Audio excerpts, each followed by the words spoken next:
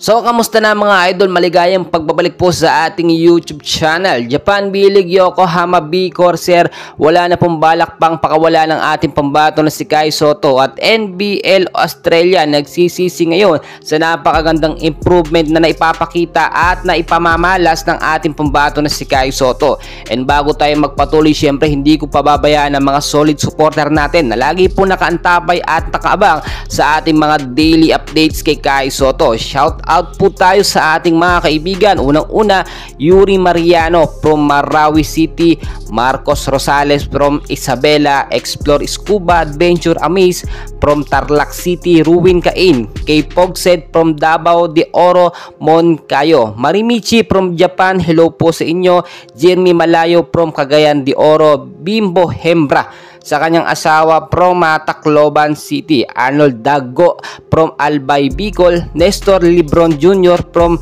Alegria Cebu, Ike Senada from Masbate City, Rudy Aldlareño from Victorias Negros Occidental, Jake Anthony Brosas from Isabela Leyte, Noel Vic from Silang Cavite, Mil and Family TV, Mil Flores from Ibahay Aklan, Julius Sambida from San Miguel Leyte, Dayang from Tacloban City, at Maylin de la Cruz from Halhala Rizal. Well mga kaibigan, kung gusto mo din po ma-shoutout, please comment down below your name, yung lugar mo po, and please wag na wag pong kakalimutan mag-like and subscribe for more Kai Sotto updates. Maraming salamat po sa inyo. So mga idol, malaking pagsisisi po ang nakikita ngayon ng NBL Australia nang pinakawalan nila si Kai Sotto. Bakit kamo? Nakita nyo naman kung paano talaga nag-improve ngayon si Kai Sotto since nung huling maglaro ito sa NBL Australia. Ngayon po kasi nakikita naman natin na ibang-iba na si Kai Sotto. Bukod po na nakakapag-gain na or mas nagkaroon ng muscle ang ating pambato na si Kai Sotto, ay mas na-improve pa yung kanyang skills na naipapakita niya noon pa sa NBL Australia. Ayon po sa ating mga nakuhang update, may plano or nagbabalak talagang bigyan ng kontrata etong si Kai Sotto ng NBL Australia pagkatapos ng kanyang kontrata dito sa Japan B-League. Pero syempre, yung pagkakataon na merong big man dito nga po sa Japan B-League, especially sa Yokohama, which is talagang sumugal sa ating pambato na si Kai Sotto, at hindi sila nabigo, no? Ibinalik ni Kai Sotto yung pagtitiwala, ay another 1 year ang ating inaasahan. Bakit kamo, no? Mga kaibigan, no? Hindi pwedeng mawala yung momentum at chemistry. Yuki and Kai Sotto tandem na ginagamit po talaga na madalas ni Coach Aoki Taketo sa laban. At kung titignan po ninyo, as of now, medyo nasa mababang standings po ang Yokohama. Nasa pang 16 po sila.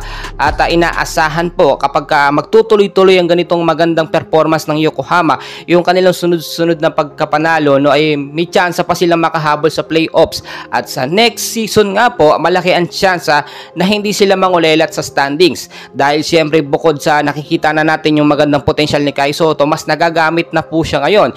Yung sinasabi ni Coach Tim ko na pag dumina sa Asia, hindi na ganun kahirap sa ating pambato na si Kai Sotto dahil mas nabubus yung confident ni Kai Sotto sa mga kaibigan niya, sa mga coaches na nagtitiwala sa kanya. Kaya nga nung sinabi ni Kai Sotto noon mga kaibigan na basta pinagkatiwalaan ka ng coach, ibigay mo yung best mo, no? Huwag mong sayangin. Especially kapag binigyan ka ng minuto, ipakita yung magagawa. Si Kai Sotto naman natin mga kaibigan, napakabilis pong matuto. Sa edad po na 21 anyos, ganito na siya maglaro. How much more kapag nag 25 to 30 years old na, no? Tandaan nyo mga Pilipino basketball player natin mga kaibigan, late bloomer po, no? At nakita nyo kung paano natin sinusuportan si Kai Sotto. Sana ganun din hintayin natin at abangan natin yung journey niya na makapasok sa NBA. Yan naman po talaga yung pinaka-goal ng ating pambato na si Kai Sotto. Siyempre kasama tayo diyang mga Pilipino. Kaya yung pagsuporta natin, solid no solid talaga. Kaya pag may mga laban si Kai Sotto, maraming mga Pilipino ang nakaabang at talagang nanonood.